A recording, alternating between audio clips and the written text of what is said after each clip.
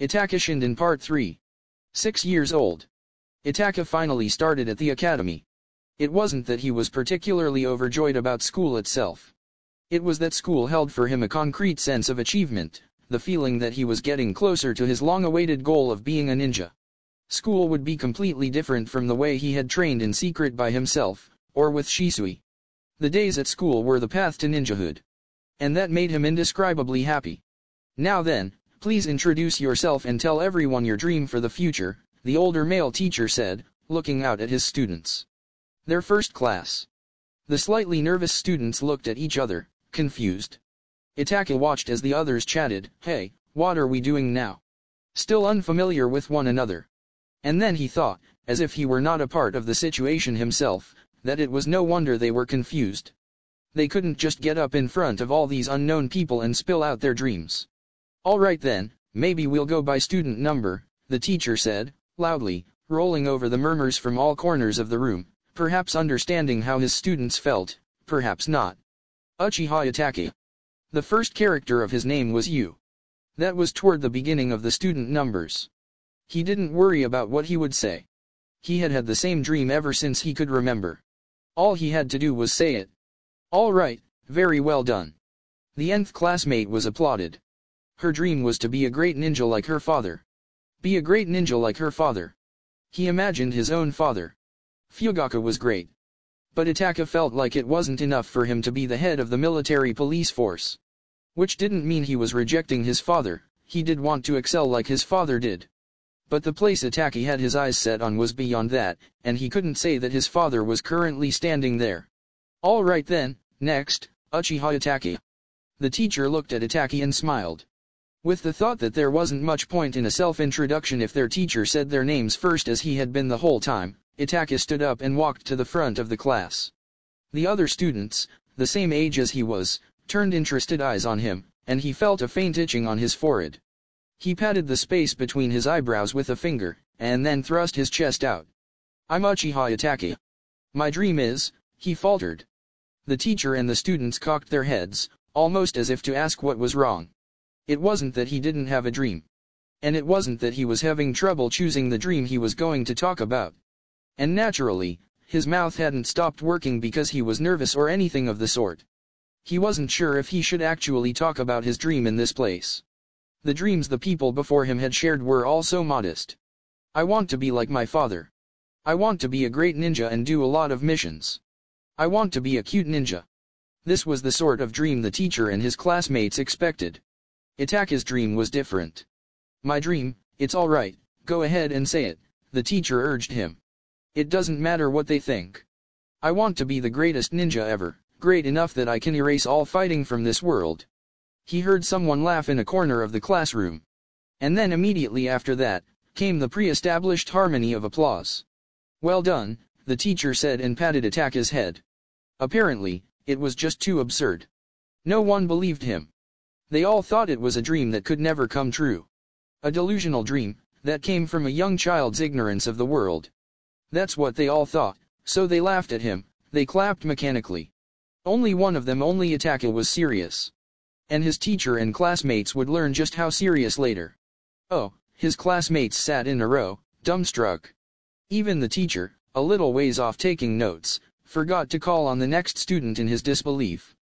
The class was basically a test to see how many of the 20 human figures set up all over the schoolyard a student could hit with kunao in a short period of time. Each student took a turn individually. His classmates before him had all run around the schoolyard at top speed, managing to complete the task in just over 5 minutes, panting all the while. Before the class started, they had shown the location of the human figures. All of them were in annoying places like the top of the tallest tree, or behind a half-open window on the 3rd floor. So everyone raced around frantically, and managed to do it in an average of 5 minutes. Itachi had done it in 30 seconds. And all his kunao hit the figures precisely in the head or the chest, in almost exactly the same place each time. The slight differences were only due to the differences in how much of the figure was actually exposed.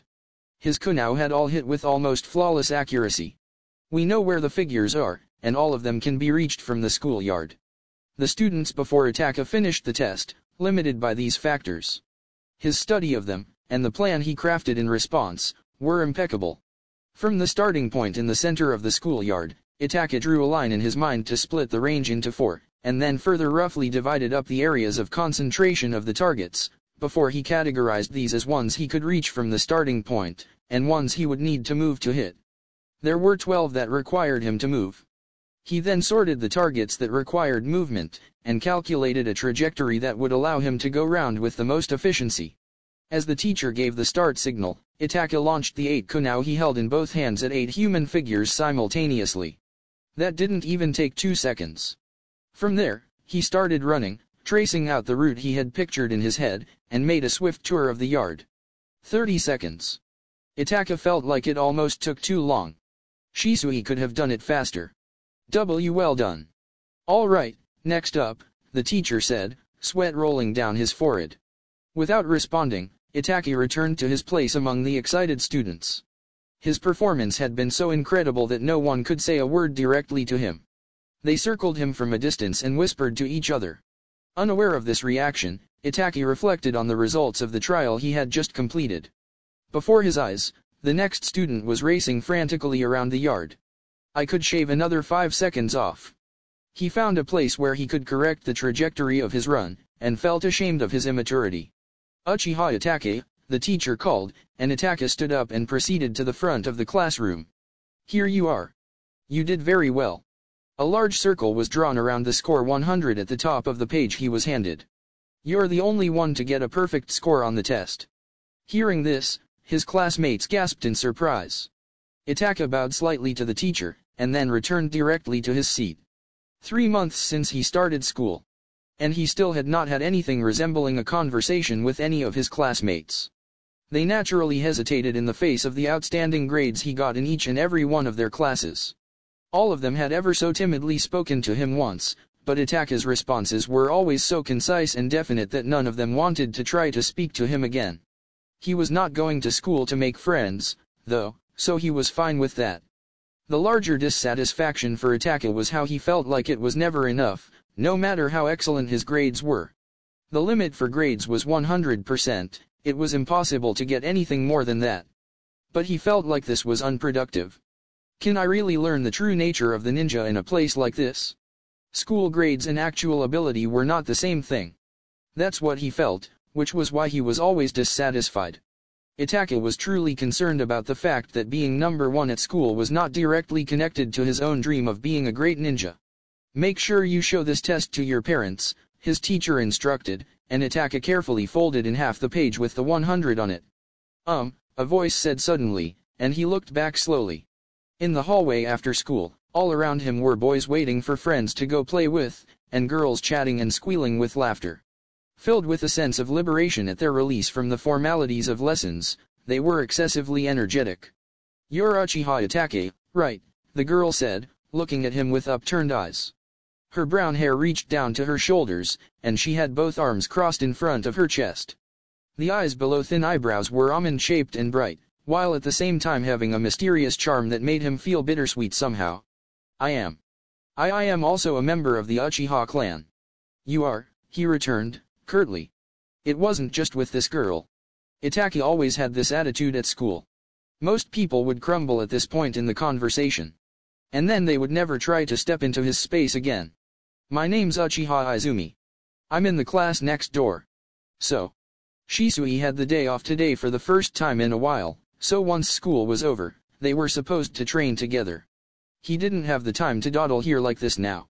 We take the same way home, huh? There's only one Uchiha compound. Of course we take the same way. The girl Izumi said, hanging her head. Maybe we could, sorry, I'm in a hurry. Itachi turned his back to her, and started racing down the hallway. So how's school? Shisui asked, wiping away the sweat on his forehead with a towel. Itachi jerked his shoulders up and down, and exhaled heavily. They were talking at the park in the center of the compound, after running for about 4 hours. And not just running at top speed. They ran for 4 hours, maintaining their top speed the entire time. Anyone not diligent with their ninja training wouldn't have lasted 5 minutes. Shisui looked slightly cooler than Itachi felt, and the younger boy glared slightly as he opened his mouth. It's way better for me to train with you. But you've gotten pretty good at talking since you started at the academy. I haven't changed. I guess you have always been pretty mouthy. Shisui laughed and put a hand on Itaka's head. I guess there's no one in your class who can take you on. Itaka said nothing. Is there? Shisui asked, surprised. Itaka shook his head from side to side, his friend's hand still pressing down on it. I don't know what kind of grades everyone else gets. But as far as I can tell from watching them in the schoolyard, there's no one amazing or anything. So you're only looking at yourself. Itaka felt like that might be exactly it. He couldn't see his classmates. What should he do? How could he become the best ninja? That's all he had thought about since he was a little kid. He had no energy to spare on anyone else. There's no one more amazing than you at that school. I'll tell you that right now. Shisui's hand tousled Itaka's hair. Quit it. He pushed the hand away. As long as we have you, the future of the Uchihas is secure, Shisui said, laughing, but his smile was a little sad somehow. Listening to Sasuke breathing softly in his sleep beside him, Itaka laid down on his futon. It had been just over a year since they moved to the new compound, and he had gotten very used to the look of the ceiling above his bed. Beyond the bedroom where the two children slept was the family's dinner table, where Fugaku and Mikoto were sitting. Itaka's grades are amazing. He heard his mother's voice from the other side of the closed sliding doors. She apparently thought the children were already asleep. Without trying to listen, Itaka stared absently up at the ceiling. He is my son, after all. I suppose so. His father was praising him. And his mother was happy about it. There was nothing to feel bad about. How is he at school? His father asked. What do you mean? Look at these excellent grades. I'm not talking about that, his father said, cutting his mother off. Does he have any friends? He doesn't really talk about his friends. That boy doesn't know how to take it easy. That's not such a bad thing, but he goes too far. It's like he's rushing, like he's hurrying to become a full-fledged ninja. Dad sees right through me. The slightest heat colored Itaka's face. The way he's so earnest about ninjahood, sometimes I feel like I should take lessons from him, even though I'm his father. But a thread stretched too taut is fragile. I'm worried he needs to let loose somehow. He's a gentle boy. You just have to watch Itaka cuddling Sasuke to know that. He'll be fine. And lately, he really looks up to Shisui like a big brother. They train together, they're quite close. Shisui of the body flicker. Itaka was also aware that Shisui had been drawing attention as a ninja lately, garnering the nickname, Body Flicker. It's all well and good to have an older friend too, but it'd be nice if he could talk with friends his own age, and learn at least a little of what fun feels like. I'm sure he will. A friend the same age. The face of the girl who spoke to him suddenly after school floated up in the back of his mind. Uchiha Izumi. Murmuring the girl's name, Itaka quietly closed his eyes. 6 months after starting at the academy, Itaka's fame spread throughout the school. He excelled to such an extent that some teachers and students said his level of talent had never before been seen at the school. Given the fact that the first-year classes had nothing to teach Itaka, his teachers gave him special homework and tests. But Itachi easily mastered it all, and his teachers threw up their hands in defeat.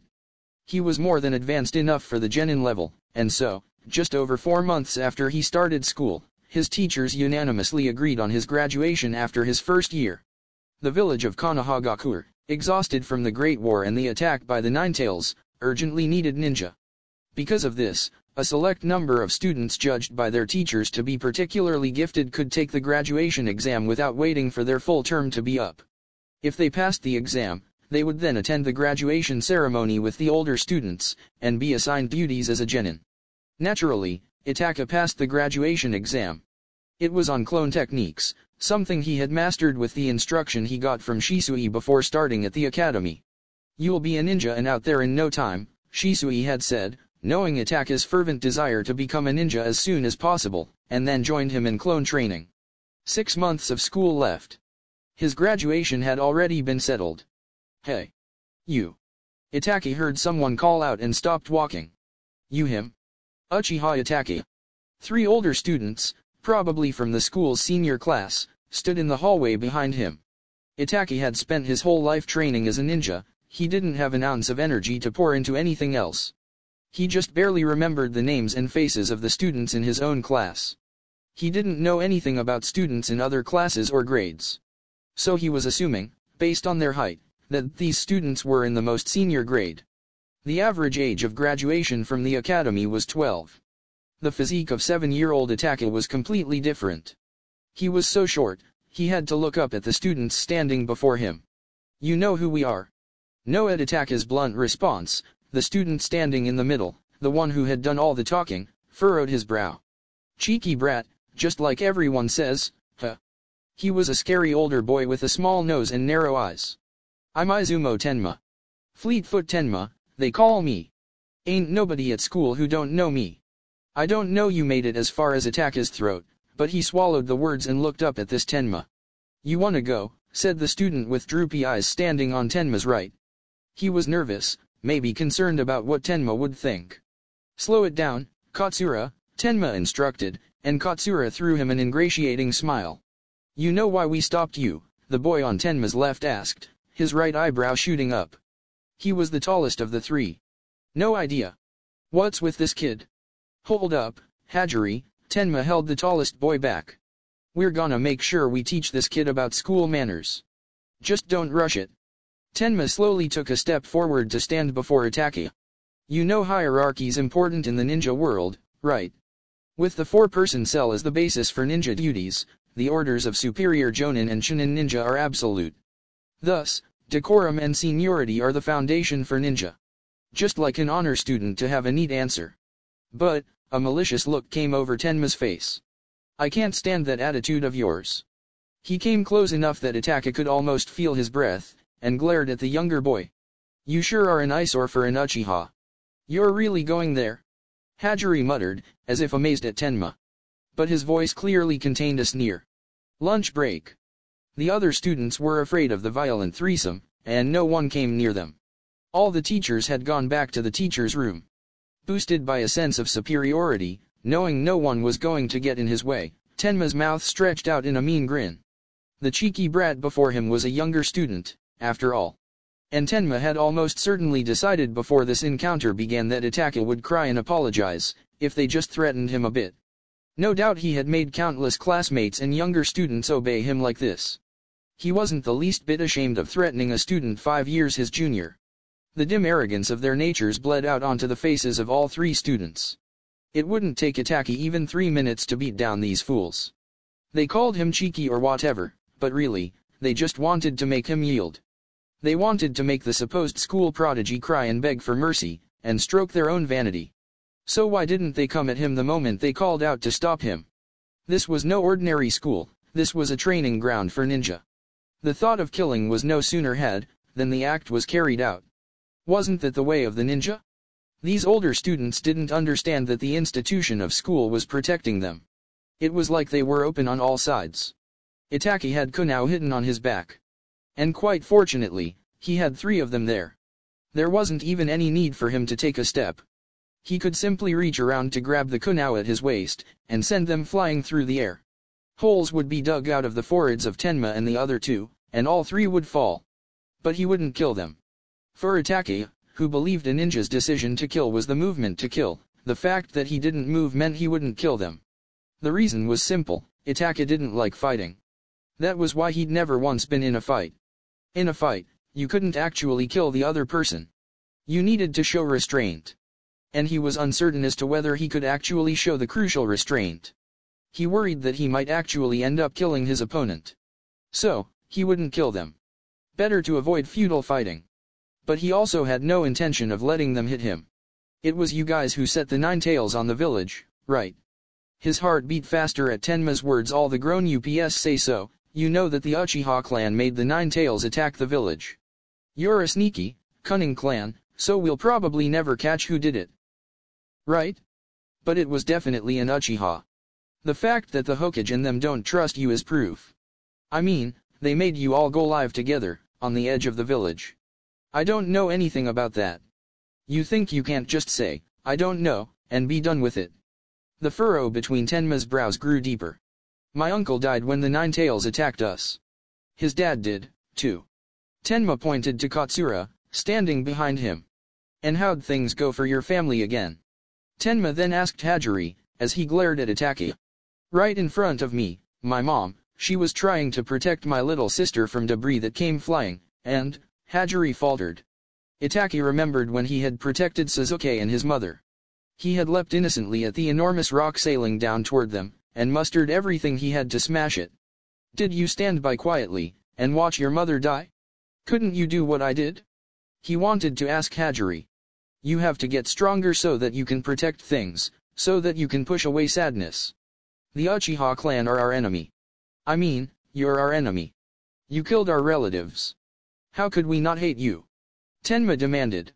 First, false charges, then, a broad interpretation. It was in precisely these kinds of human feelings that the origin of war lay. A person wants to bury, somehow, the sense of loss after losing someone they love.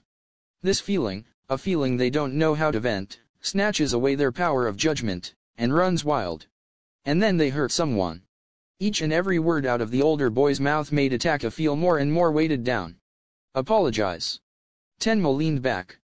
Then he pointed into the now empty space between himself and Itachi, and shouted, Get down on your hands and knees and apologize. Say, I'm sorry on behalf of the entire Uchiha clan. I will not, Itachi said dispassionately, stifling all emotion. The looks on the faces of the older students changed at once. Flushed with fierce emotion up to that point, they now suddenly paled. The superficial impulse to threaten the cheeky first-year boy, and maybe vent some of the helplessness they felt at the loss of their families in the Ninetales incident, changed in that moment to resentment toward Itachi himself. Why you? All three reached hands around to behind themselves. They grabbed hold of kunao hilts.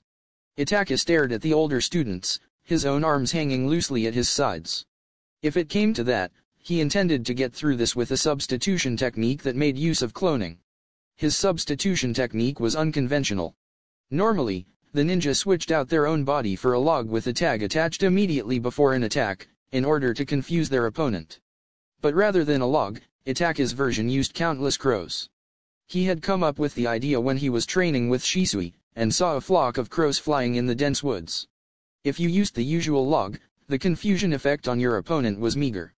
But the instant you switched out for crows, they flew off in all directions, so your opponent was surprised and bewildered, generating an opening that wasn't even on the same level as with the log.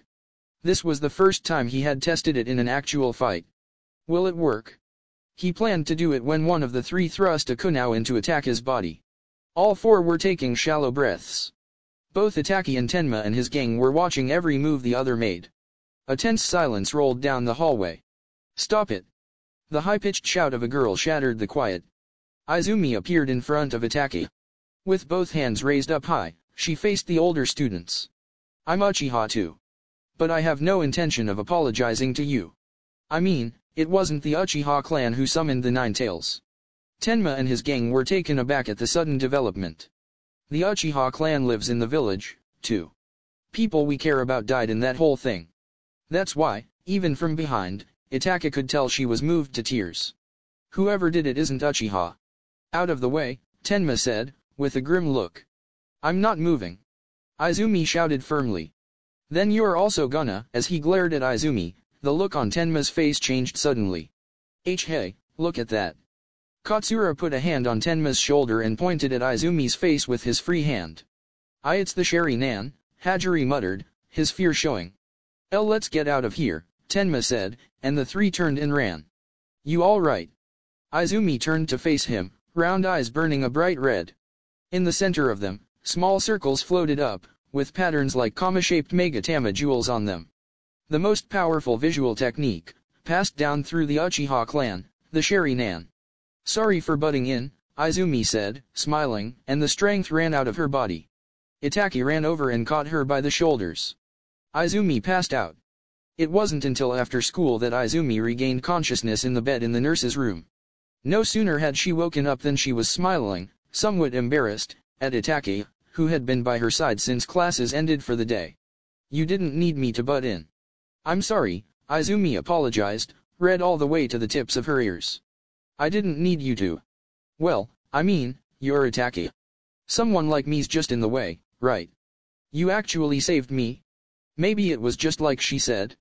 But thanks to her eyes, the three older students had fled without doing anything. When I get mad, I get those eyes without even knowing it. How did you activate it? Itachi still hadn't activated the Sharingan. Apparently, the trigger was in the heart somehow, but even Shisui wouldn't teach him about it. Given that he had gone beyond the average ninja to master basically every skill, the fact that he hadn't awakened the Sharingan was a hard truth to bear. Izumi did it. He wanted to know how. My dad died in Nine Tails' attack. This was the first he'd heard of that. Izumi's father would have been a member of the Uchiha clan. In which case, there was a strong possibility that he had worked under Itachi's father.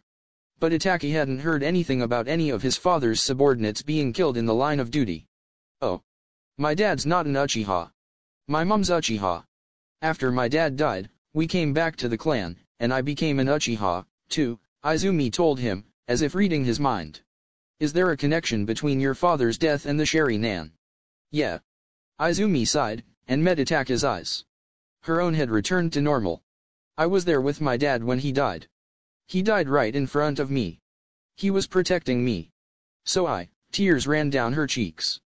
It was like, if I just had more power, my dad wouldn't have had to die. During the funeral, and the whole time after that, I blamed myself. If only I had more power, I said. Looking as though she couldn't stand it, Izumi lowered her face.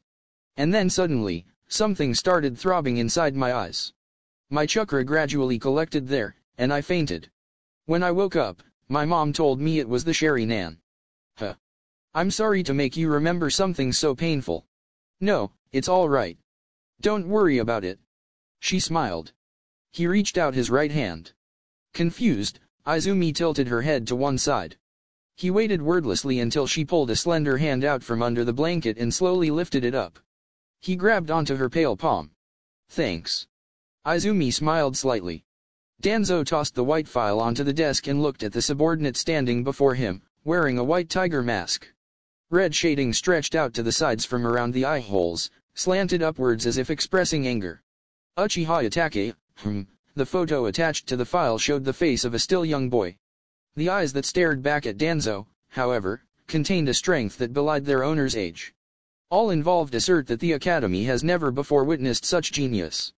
He completed the graduation examination 4 months after he commenced his studies, and he is scheduled to graduate in the springtime of the next year. His gaze still on the file, Danzo listened to the excessive formality of his subordinate, and a smile crossed his lips. I can just see the different departments fighting to get him.